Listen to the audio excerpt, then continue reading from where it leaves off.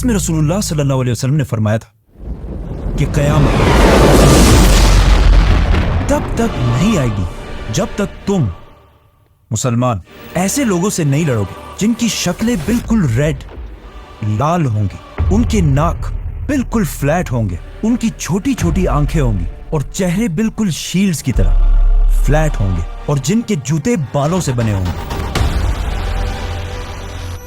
Now रसूलुल्लाह सल्लल्लाहु अलैहि वसल्लम ने इस हदीस के बाद अपनी वफात तक पूरे अरब को फतह कर लिया था और मुसलमानों की एम्पायर पूरे अरब में फैल चुकी थी, जिसके बाद खिलाफत राशिदा के 30 सालों में अबू बकर, उमर, उस्मान और अली की खिलाफत में मुसलमानों ने पहली बार अरब से निकलकर इंसानों की तारीख की सबसे बड़ी एम्पायर बनाई और पहली बार मुसलमान दुनिया के सुपर पावर बने। लेकिन सिर्फ 30 साल हुकूमत के बाद खिलाफत राशिदा खत्म कर दी गई और खिलाफत एक खानदान।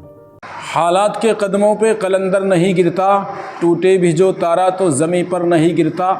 गिरते हैं समंदर में बड़े शौक़ से दरिया, लेकिन किसी दरिया में समंदर नहीं गिरता, लेकिन किसी दरिया में समंदर नहीं गिरता। मोहतरम नाज़रीन, अस्सलामु अलैकुम वरहमतुल्लाहि वबरकातुहू। आप देख रहे हैं इल्म गौसिया नेटवर्क। उम्मीद करता हूँ आप सभी नाज़रीन बखैर व आफ़ियत होंगे।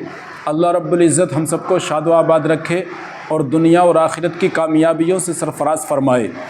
आज हम आपकी खिदमत में हाजिर हैं एक बहुत ही शानदार, नॉलेजफुल और जानकारी से भरपूर वीडियो लेकर, जिसमें बताया गया है कि किस तरह से खिलाफत राशिदा और किस तरह से बनु उमैया और किस तरह से खिलाफत अब्बासिया में मुसलमानों ने अपनी हुकूमत को वसी किया और किस तरह मुसलमानों ने हज़रत उमर फ़ारूक आज़म के दौर में फ़लस्तीन को फ़तह किया और किस तरह मुसलमानों में जब फूट पड़ी तो छोटी छोटी हुकूमतों में मुसलमानों ने बटकर अपनी ताकत को तबाह बर्बाद कर लिया और फ़लस्तीन जैसी मुक़द्दस जगह भी उनके कब्ज़े से निकल गई।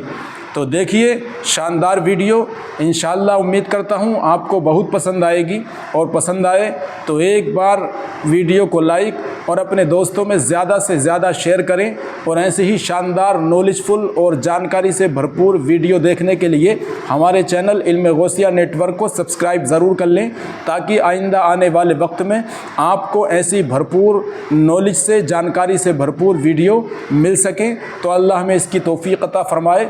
देखिए बहुत ही शानदार वीडियो। बनु उमैया के कंट्रोल में है, जिन्होंने फिर मुसलमानों की इस एम्पायर पर 90 ईयर्स तक हुकूमत की और इसे राशिदून खिलाफत की इस साइज से बढ़ाकर इतने इलाके तक पहुंचा दिया। उमैया खिलाफत ने इतने बड़े इलाके को तो फतह कर लिया था, लेकिन बनु उमैया की खिलाफत में एक बहुत बड़ा मसला था कि ये खिलाफत सिर्फ और सिर्फ अरबों की थी, जिसमें नॉन अरब लोगों की कोई हैसियत नहीं थी। इस हद तक अरब कि इतनी बड़ी एम्पायर के बावजूद अरब हमेशा इस पूरी एम्पायर में बाकी अवाम से बहुत कम मिलते थे और किसी नॉन अरब को अरब से शादी करना इम्पॉसिबल था। और बनु उमैया की गवर्नमेंट में सारे पोस्ट सिर्फ अरबों के पास थे। ये उसी तरह था जिस तरह आज यूएई और सऊदी में पाकिस्तानियों और इंडियंस को ट्रीट किया जाता है। इस सब से तंग आकर उमैया खिलाफत के खिलाफ उनके मुल्क के अंदर से ही बगावत हुई और एक और खानदान अब्बासियों ने खिलाफत संभाली, जो रसूलुल्लाह सल्लल्लाहु अलैहि वसल्लम के चचा हजरत अब्बास रज़ियल्लाहु तआला अन्हु की औलाद थी। अब अब्बासियों के टाइम पर ही मुसलमानों की ताकत अपनी पीक तक पहुंची, जिसे वेस्ट में इस्लामिक गोल्डन एज के नाम से जाना जाता है, जब बगदाद अब्बासी खिलाफत का कैपिटल, दुनिया की सबसे ताकतवर सिटी थी। अब्बासी खिलाफत ने दुनिया की सुपर पावर होने के साथ साथ एक बहुत ही यूनिक काम किया कि उन्होंने अपने कैपिटल बगदाद के अंदर दुनिया की सबसे बड़ी लाइब्रेरी बनाई, जिसे हाउस ऑफ विजडम कहा जाता था। और इस लाइब्रेरी को दुनिया की बेहतरीन किताबों, स्टोरीज और पोइट्री से भर दिया, जिसकी वजह से दुनिया के सारे इंटेलेक्चुअल लोग, साइंटिस्ट, पोइट्स, आर्टिस्ट्स सब अपने इलाके छोड़कर यहाँ इस सिटी में जमा होने लगे। अब्बासी खलीफा ने इस हाउस ऑफ विजडम में एक पोर्शन ट्रांसलेशन के लिए बनाया, ताकि यहाँ पर लोग बैठकर दुनिया के पुराने अजीम लोगों की राइटिंग्स को अरबी ज़बान में ट्रांसलेट कर सके। और जब ये ट्रांसलेशन शुरू हुई तो आहिस्ता आहिस्ता अरबी ज़बान दुनिया की सबसे ताकतवर ज़बान बनने लगी, जिस तरह आज इंग्लिश ज़बान है। अब्बासी खिलाफत ने दुनिया में पहली बार साइंटिस्ट को अपने रिसर्च करने के लिए फंडिंग करना शुरू की, जिसकी वजह से दुनिया में बड़े बड़े मुसलमान साइंटिस्ट सामने आए, जैसे कि बगदाद के इस हाउस ऑफ विजडम का हेड, जिसका नाम था अल ख्वारिज़मी। A man named Al-Khwarizmi जिन्होंने पहली बार दुनिया में अलजबरा इंट्रोड्यूस किया, was one of the greatest mathematicians of all time, a Muslim, worked in the golden age of Islam. जो आज भी दुनिया के साइंस में बहुत बड़ी इंपॉर्टेंस रखता है। अब्बासी खिलाफत में साइंस के साथ साथ आर्ट्स भी बहुत आगे बढ़ा और इसी दौर में अल्फ लैल व लैल जैसी किताब लिखी 1001 Nights. जिसमें ऐसी स्टोरीज लिखी गई जिन पर आज तक हॉलीवुड में मूवीज बनाई जाती हैं। For example Aladdin, Ali Baba They all know about Alibaba. और सिम्बाद वगैरह। इन शॉर्ट मुसलमान दुनिया के सुपर पावर थे और इन्हें चैलेंज करने वाला दुनिया में कोई भी नहीं था। लेकिन जब भी हिस्ट्री में कोई एम्पायर इस लेवल तक पहुंचती है तो उससे आगे सिर्फ एक ही रास्ता होता है, डिक्लाइन। हुआ यूं कि अब्बासियों से पहले उमैया खिलाफत, एज वी नो कि सिर्फ अरबों की खिलाफत थी, लेकिन अब्बासी खिलाफत उमैया से बिल्कुल ऑपोजिट थी। मतलब इस खिलाफत के दौर में एम्पायर के हर कोने से लोग गवर्नमेंट में शामिल थे, पर्शियंस, टर्क्स, ग्रीक, सब। और एक अब्बासी खलीफा ने तो तुर्कों की एक बहुत पावरफुल फौज भी बनाई, सल्जूक फौज। और ये फौज टाइम गुजरने के साथ साथ इतनी स्ट्रांग हो गई कि इसने अब्बासी खिलाफत को मजबूत करने के बजाय खिलाफत का सारा कंट्रोल अपने हाथ में ले लिया, जिसके बाद खलीफा सिर्फ एक नाम का खलीफा था और मुल्क की सारी ताकत सल्जूक फौज के पास थी। ये ऐसा है जैसे आज किसी मुल्क का प्राइम मिनिस्टर सिर्फ नाम का प्राइम मिनिस्टर और मुल्क की सारी ताकत किसी और के पास हो। सॉरी। सल्जूक फौज के कंट्रोल के बाद इसी फौज की वजह से आहिस्ता आहिस्ता अब्बासी खिलाफत कमजोर होती गई और उनकी इस इतनी बड़ी एम्पायर में हर तरफ बगावतें स्टार्ट होने लगी, जिससे आखिर ये इतनी बड़ी एम्पायर छोटे छोटे हिस्सों में डिवाइड हो गई, जिसकी वजह से मुसलमानों के हाथ से पहली बार फलस्तीन छीन लिया गया। इस सबसे बहुत साल पहले पहली खिलाफत में जब हजरत उमर रज़ियल्लाहु अन्हु इन सारे इलाकों को फतह कर रहे थे तो उन्होंने क्रिश्चियंस की सबसे होली सिटी जेरूसलम को भी फतह कर लिया था। उसके बाद अगले 450 साल तक किसी की भी हिम्मत नहीं हुई थी कि वो फलस्तीन मुसलमानों से ले सके। लेकिन जब अब्बासी खिलाफत कमजोर हो गई और मुसलमान बहुत छोटे हिस्सों में डिवाइड हो गए तो इस टाइम का यूरोप के क्रिश्चियंस ने फुल फायदा उठाया और यरूशलेम फलस्तीन को मुसलमानों के हाथ से छुड़ाने के लिए एक बहुत बड़ी जंग स्टार्ट की, the crusades. The mightiest battle between Christianity and Islam. और आखिर 1099 उन्होंने फलस्तीन और जेरूसलम फतह करने के बाद हजारों मुसलमानों, बच्चे, औरतें, बूढ़ों को शहीद कर दिया और उनके घरों को आग लगा दी। एक किताब में तो ये तक लिखा है कि क्रूसेडर्स ने मुसलमान माओ से उनके बच्चे छीनकर बड़ी बड़ी बिल्डिंग से नीचे फेंक दिए। मुसलमानों ने इन क्रूसेडर्स से भागकर घरों और मस्जिदों में छुपने की कोशिश की, लेकिन क्रूसेडर्स ने बजाय इसके कि उनको निकाला जाए, क्रूसेडर्स ने उन घरों को बाहर से आग लगा दी, जिससे हजारों मुसलमान जलकर राख हो गए। अगर आप सोचेंगे कि इतना जालिम कोई कैसे हो सकता है, तो आज भी फलस्तीन में यही सब कुछ एग्जैक्टली इसी तरह हो। क्रिश्चियंस के जुल्म से कुछ ही मुसलमान वहां से बच कर निकले और ये मुसलमान मस्जिद अक्सा से उस पुराने कुरान मजीद को भी अपने साथ लेकर गए जो हजरत उस्मान के दौर में लिखा गया था। इस सब जुल्म के बावजूद दुनिया में मुसलमानों का ऐसा कोई लीडर भी नहीं था जो फलस्तीन को दोबारा फतह कर सके। लेकिन फलस्तीन खोने के सिर्फ 40 साल बाद इराक में एक आम से सोल्जर नजमुद्दीन अयूब के घर में एक बच्चा पैदा हुआ। यूसुफ सलाहुद्दीन अयूबी के नाम से याद किया जाता है। सलाहुद्दीन अयूबी 25 साल की एज में अपने चाचा के साथ इराक छोड़कर इजिप्ट की तरफ गए और वहां आहिस्ता आहिस्ता बहुत लंबी स्ट्रगल के बाद इजिप्ट के बादशाह सुल्तान बन गए। ये बहुत लंबी कहानी है, इसे फिर करेंगे। अब जब यहाँ इजिप्ट में सलाहुद्दीन अयूबी इजिप्ट के बादशाह बनने की तरफ जा रहे थे तो इसी दौरान यहाँ से बहुत दूर मंगोलिया में एक छोटे से गांव के एक छोटे से कबीले के सरदार के घर में भी एक बच्चा पैदा हुआ जिसका नाम था थेमोजिन चंगेज खान। यस, सलाहुद्दीन और चंगेज खान एक ही दौर में जिंदा थे। एक ने मुसलमानों को वापस ग्लोरी की तरफ लेके जाना था और दूसरे ने मुसलमानों को ऐसा तबाह करना था जो इससे पहले किसी ने भी नहीं किया था। फलस्तीन और स्पेशली जेरूसलम को खोने के बाद मुसलमानों का कोई स्ट्रॉन्ग लीडर तो नहीं था, लेकिन इस दौरान सबसे जबरदस्त रोल मुस्लिम स्कॉलर्स उलमा ने प्ले किया था, क्योंकि इससे पहले जो मुसलमान हर वक्त आपस में लड़ते रहते थे और बहुत सारे फिरकों में डिवाइडेड, उन्हें कुछ बहुत अजीम स्कॉलर्स एक ही गोल पर यूनाइट करना शुरू किया कि किसी भी हाल में फलस्तीन को दोबारा फतह करना है, जिससे अगले कई सालों में मुसलमान किंगडम्स की यंग पॉपुलेशन के दिमाग में ये बात बहुत अच्छी तरह बैठ गई। लेकिन फिर भी मुसलमानों का ऐसा कोई एक लीडर नहीं था जो मुसलमानों को यूनाइट करके क्रिश्चियंस पर हमला कर सके। आखिर सलाहुद्दीन अयूबी ने इजिप्ट का सुल्तान बनने के बाद पहले तो क्रिश्चियंस के एक ग्रुप से डील कर ली कि अगले 10 साल तक बिल्कुल अमन होगा और हम एक दूसरे पर हमला नहीं करेंगे, ऑलमोस्ट सुलह हुदैबिया की तरह। इन 10 सालों को यूज करके सलाउद्दीन अयूबी ने पहले मुसलमानों को यूनाइट करना शुरू किया और फिर आखिर इस सारे इलाके को फतह करने के बाद अब सलाउद्दीन अयूबी दुनिया के सबसे ताकतवर मुसलमान बादशाह बन चुके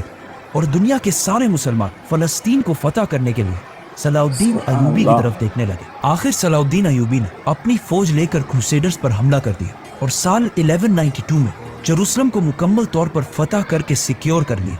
1192 मुसलमानों की तारीख का बहुत इंपॉर्टेंट साल था क्योंकि इस साल एक तरफ सलाउद्दीन अयूबी ने इतनी बड़ी फतह हासिल की और दूसरी तरफ शहाबुद्दीन गौरी ने इंडिया पर हमला करके इसे फतह कर लिया और दिल्ली सल्तनत की बुनियाद भी रखी। अब ऑलमोस्ट 100 साल बाद मुसलमान आखिरकार दोबारा थोड़ा स्टेबल होने लगे और मुसलमानों की खोई हुई इज्जत भी उन्हें वापस मिलने लगी। लेकिन अब जब मुसलमानों को थोड़ी कामयाबी मिल चुकी थी तो इस सब से 600 साल पहले रसूलुल्लाह सल्लल्लाहु अलैहि वसल्लम की कही हुई हदीस के पूरे होने का टाइम आ चुका था। तो इस सब से बहुत दूर चंगेज खान ने मंगोलिया को यूनाइट कर लिया और बहुत तेजी से हर तरफ अपनी ताकत बढ़ा रहा था। चंगेज खान का असली नाम तैमोजिन और उसका बाप मंगोलिया के एक छोटे से कबीले का सरदार था, लेकिन तैमोजिन के बचपन में एक दूसरे कबीले ने उसके बाप को सीक्रेटली जहर देकर मार दिया, जिसके बाद तैमोजिन और उसका पूरा खानदान बहुत सख्त जिंदगी गुजारता रहा। और कहा जाता है कि एक वक्त में तैमोजिन चाइना में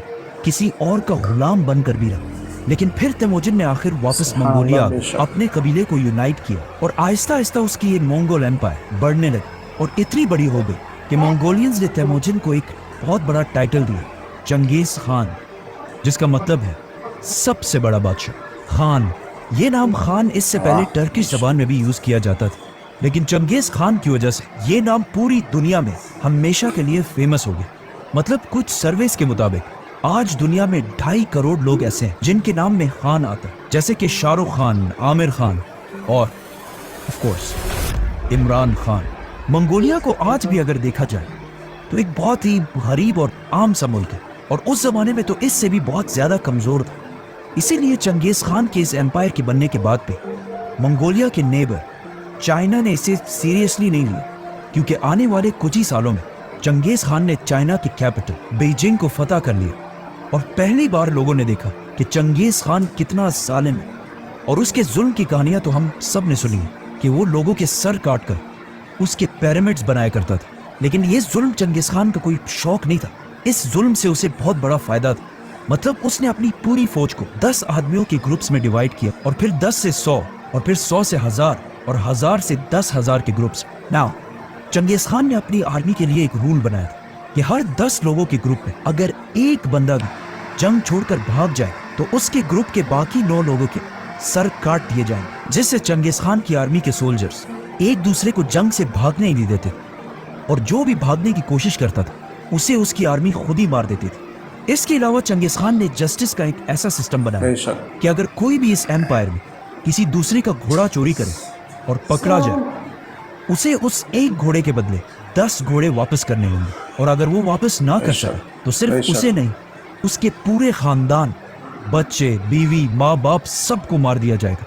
इस तरह चंगेज खान की ये जालिम एम्पायर बहुत तेजी से फैलने लगी और आखिर मुसलमानों की एक एम्पायर ख्वारिज़म से टकरा गई। पहले तो चंगेज खान का कोई इरादा नहीं था कि वो मुसलमानों से जंग करे, इसीलिए उसने ख्वारिज़म के बादशाह की तरफ दोस्ती का पैगाम लेकर एक डेलीगेशन भेजा, लेकिन ख्वारिज़म के बादशाह ने उन सारे लोगों को गिरफ्तार कर लिया, जिसकी वजह से उन्हें रिहा करने के लिए चंगेज खान ने अपने एम्बेसडर को बादशाह की तरफ भेजा, लेकिन बादशाह ने उस एम्बेसडर का सर काट दिया। अब ये बहुत बड़ी बात, एम्बेसडर या मैसेंजर को कत्ल करना इस्लाम में और दुनिया के हर कानून में बहुत बड़ा जुर्म है।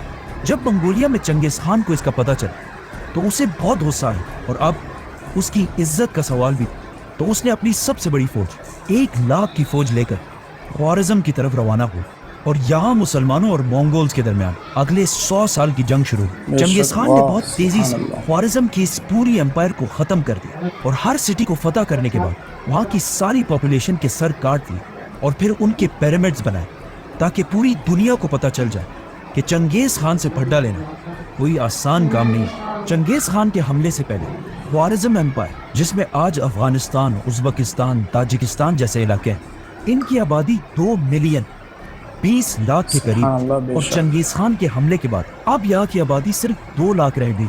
मतलब चंगेज खान ने 18 लाख मुसलमानों को शहीद किया था। इन इलाकों को फतह करने के बाद एक दिन चंगेज खान ने सारे मुसलमानों को एक मस्जिद में जमा किया और फिर खुद मिंबर पर चढ़ा और सारे मुसलमानों से कहा कि मैं तुम्हारे रब की तरफ से तुम पर अजाब बनाकर भेजा गया। इसके बाद मंगोलियन एम्पायर और भी बढ़ती गई और ऊपर रशिया को भी फतह कर लिया। लेकिन उसी दौरान मंगोलिया में चंगेज खान फौत हो और अपने बाद अपने बेटे उगुदाई को सबका बादशाह बनाया और अपनी पूरी एम्पायर को अपने बेटों में डिवाइड कर दी। लेकिन चंगेज खान के जाने के बाद भी मंगोल एम्पायर हर तरफ फैलती गई और आखिर बहुत साल बाद चंगेज खान के पोते हलाकू खान ने एक और बहुत बड़ी फौज तैयार की और उसे लेकर बगदाद अब्बासी खिलाफत के कैपिटल की तरफ बढ़ने लगा, जो उस वक्त दुनिया की सबसे बड़ी और सबसे पावरफुल सिटी थी। अब चाहिए तो ये था कि उस वक्त के मुसलमान यूनाइट होकर मंगोल से लड़ते, लेकिन उस वक्त के मुसलमान इतने फिरकों में डिवाइड हो चुके थे कि मंगोल एम्पायर से लड़ने से ज्यादा वो एक दूसरे से डिबेट्स और मुनाजरों में ज्यादा इंटरेस्टेड थे। हलाकू खान ने हर तरफ से बगदाद को घेर लिया और फिर आखिर 1258 बगदाद को मुसलमानों से छीन लिया और मुसलमानों के खलीफा को कत्ल कर दिया, जिसके बाद अब्बासी खिलाफत 500 साल तक हुकूमत करने के बाद हमेशा के लिए खत्म। बगदाद फतह करने के बाद हलाकू खान की फौज ने इतना खून बहाया कि कहा जाता है कि बगदाद में दरियाए फुरात का कलर मुसलमानों की खून की वजह से कई दिन तक बिल्कुल रेड, और रेड कलर के बाद यूफ्रेटिस रिवर का कलर ब्लैक हो गया, क्योंकि हलाकू खान ने बगदाद के हाउस ऑफ विजडम, जो दुनिया की सबसे बड़ी लाइब्रेरी थी, उसके सारे किताब जलाकर राख कर दिए और उन्हें दरिया में फेंक दिया, जिसकी वजह से दरियाए फुरात का कलर कई महीने तक बिल्कुल ब्लैक।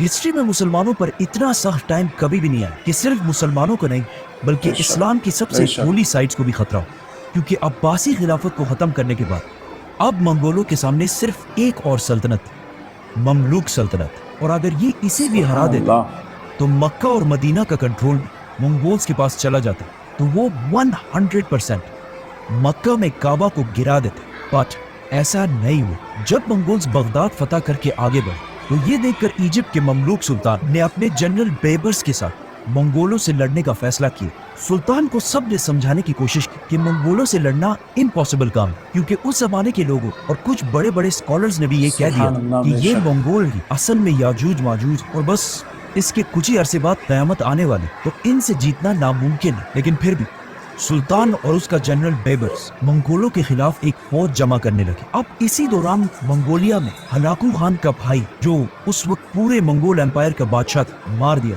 तो हलाकू खान मजबूरन अपनी बड़ी फौज लेकर वहां से वापस चला और एक छोटी फौज को यहाँ पर छोड़ा, और आखिर फलस्तीन में एन जालूत के मकाम पर मंगोल्स और मुसलमानों की फौज आमने सामने हुई। ये एन जालूत इलाका फलस्तीन में, और इसे एन जालूत इसलिए कहा जाता है क्योंकि यहूदियों के मुताबिक ये वही एग्जैक्ट जगह है जहाँ पर इससे हजारों साल पहले दाऊद अलैहिस्सलाम ने एक बहुत बड़े वॉरियर जालूत को हराया था। और अगेन अब हजारों साल बाद यहाँ एग्जैक्टली ऐसा ही हुआ कि कमजोर मुसलमानों ने पहली बार द ग्रेट मंगोल एम्पायर को बहुत बुरी तरह हरा दिया और मंगोल एम्पायर की एक्सपेंशन को हमेशा के लिए रोक दिया। मतलब ये जंग हारने के बाद मंगोल एम्पायर कभी भी इससे आगे नहीं बढ़ा।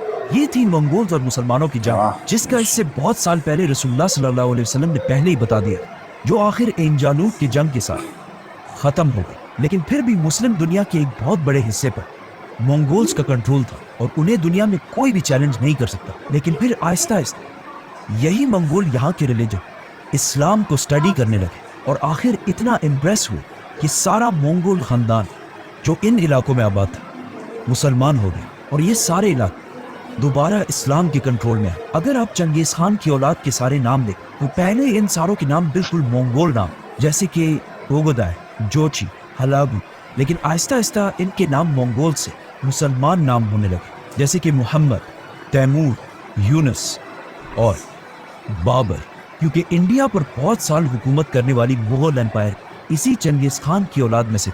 हजरत उमर और चंगेज खान में एक बात कॉमन है कि इन्होंने अपने ज़माने की सबसे बड़ी और सबसे ताकतवर एम्पायर्स बनाए, लेकिन इन दोनों एम्पायर्स में एक बहुत बड़ा डिफरेंस है कि आज चंगेज खान को सिर्फ एक जालिम के तौर पर याद। तो सामाइन, ये थी शानदार वीडियो, दीनी जानकारी से भरपूर। उम्मीद करता हूँ कि आप सभी को बहुत पसंद आई होगी। पसंद आई हो तो एक मरतबा वीडियो को लाइक और अपने दोस्तों में ज़्यादा से ज़्यादा शेयर ज़रूर कर दें, ताकि ऐसी ही जानकारी दूसरे मुसलमान भाइयों तक भी पहुँच सके। تو ایسی ہی شاندار ویڈیو کے لیے ہمارے چینل علم غوثیہ نیٹ ورک کو سبسکرائب ضرور کر لیں، تاکہ آئندہ آنے والے وقت میں ایسی ہی بہترین ویڈیو آپ کی خدمت تک پہنچ سکیں۔ تو اللہ رب العزت ہمیں اس کی توفیق عطا فرمائے۔